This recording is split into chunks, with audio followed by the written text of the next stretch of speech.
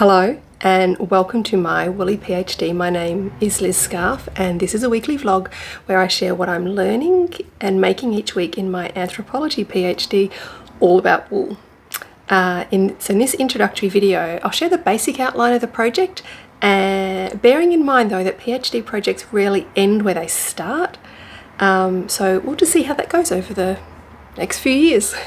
I just want to make it really clear from the start though that this vlog isn't part of the research. It's just fun for me and hopefully interesting for you. So any comments that you leave on the videos, etc., that's not going to be part of the research. Now, what is the project? So there's 5 key elements. The first one is best described under the banner of what's called posthumanism. Now, posthumanism is a kind of a research era, we might say, maybe not the best description, but it's where instead of putting humans at the centre of everything in terms of knowledge generation and our understanding and thinking about the world, this is obviously very Western to be so humanist, right? But that's mostly academia is generally quite Western. So instead of putting humans at the centre of everything and exceptionalising ourselves as if we aren't part of the natural world, posthumanism instead researches gatherings of beings and things where humans are simply one part of the gathering, not necessarily the most important part and not the only part with any agency or power, but a part of a gathering or a system. So for my project this will play out in a variety of ways, but foremost I will be putting wool at the centre of the study and following the fleece. And this is inspired by this anthropologist Anna Tsing, her book, The Mushroom at the End of the World, super excellent book. She follows the Matsutake mushrooms. And she puts it at the centre of her inquiry and shows how new and useful information or knowledge can be generated by focusing on a non-human actor. And along with this, I'll also be drawing on concepts that consider matter, so stuff, as something other than inert or passive, right? So one example is the work of political theorist Jane Bennett in her book Vibrant Matter, also another excellent book. Vibrant Matter, A Political Ecology of Things. I'll put links to the books in the show notes. Now, where she explores the implications of thinking about materials, objects, things, substances, not as inert but vibrant, having a kind of agency, having the capacity to affect and be affected, and that things and substances, materials, that they are active participants in world making. They're not just passive things that humans do things with, right?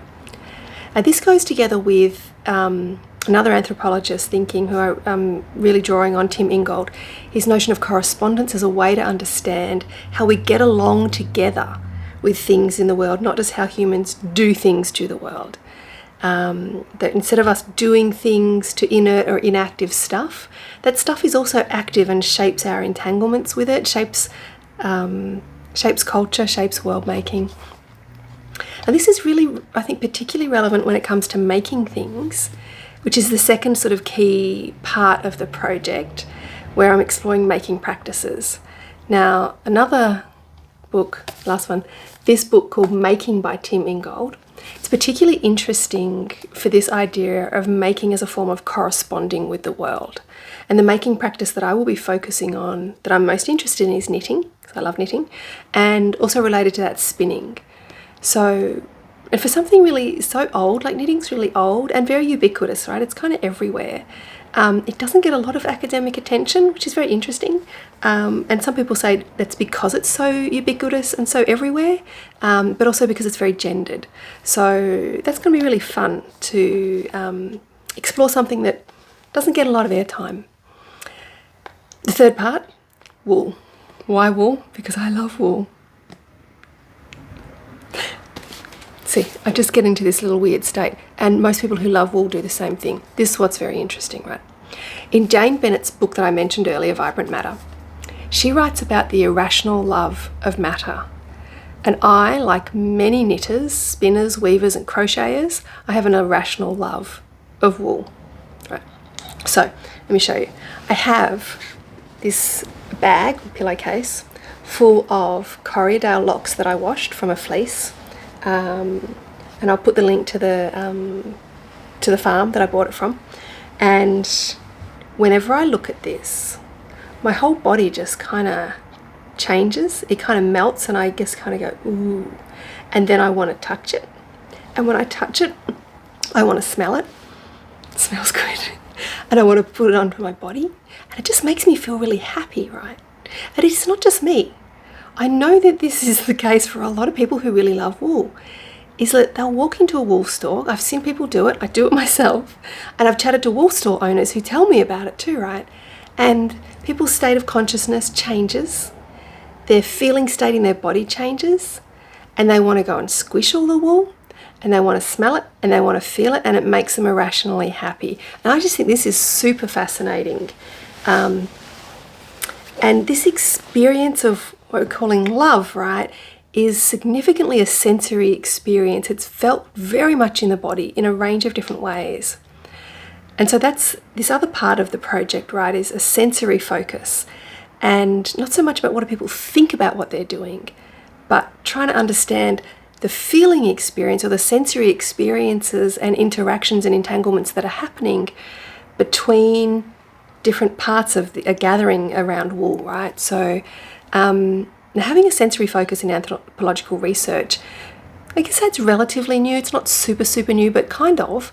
But it's mostly been dominated by sensory and auditory research focuses, sometimes taste as well, maybe sometimes a little bit smell, because they tend to be easier to communicate with current technology, especially visual and auditory, right? We can do videos, we can do soundscapes, a range of things. But I think the vitality of wool is most expressed through texture and touch and movement. So this part of the project engages what's called haptic perception. And this would be the way touch and movement and balance of vestibular systems are central in how bodies and things correspond with each other. And definitely, like for knitting and spinning, it's so textural, it's so touch-based, it's so movement-based. Right. Now the fourth element is the field site, which is Iceland, which if you're a knitter, you're just going to be like going, oh my God. Why Iceland? Well, I am fascinated by cold climate cultures. I think it's not coming from a cold climate. I'm really interested in how the cold shapes a culture over time. But mostly because Iceland has got a really interesting wool culture thing happening. Now, I only know like a tiny little bit about it at this stage, so I'm not going to sort of say more about it just yet, but sheep and wool and knitting are really important historically and in contemporary Icelandic culture. So it's a really great place to go and follow fleece. Now, last but not least is the fifth element, is that I won't just be studying others, which is sometimes what anthropology has been like. Traditionally, it's a lot more sort of what we'd say reflexive now, where the researcher also notices themselves more as part of their research. And this will be more than just reflexive, is that I will also correspond with Icelandic wool through spinning and knitting a traditional Icelandic sweater. And I'll use my own bodily experience in a making practice as another form of knowledge generation, as well as, you know, noticing and being with other bodies and wool and sheep and pasture and all kinds of things as a way to generate knowledge. So yes, I get to knit as part of my PhD, and that's the best. That makes me very happy. Anyway, so that's it, the 5 main elements of the PhD project here at the very start. I am recording this on my very first official day in the program, and we'll see how the project changes shape over time as I learn more things and different directions kind of reveal themselves. And yeah, every week I'm going to share a video about something I'm learning that's either frying my noodle or making me giddy with joy. And I'll also share what I'm currently making with wool, because I'll be making all the way through. I hope you'll join me on the journey. If you want to, subscribe and put the notifications on so that you'll get a reminder every time a new video is ready to watch. Cool. Thanks for watching. See ya.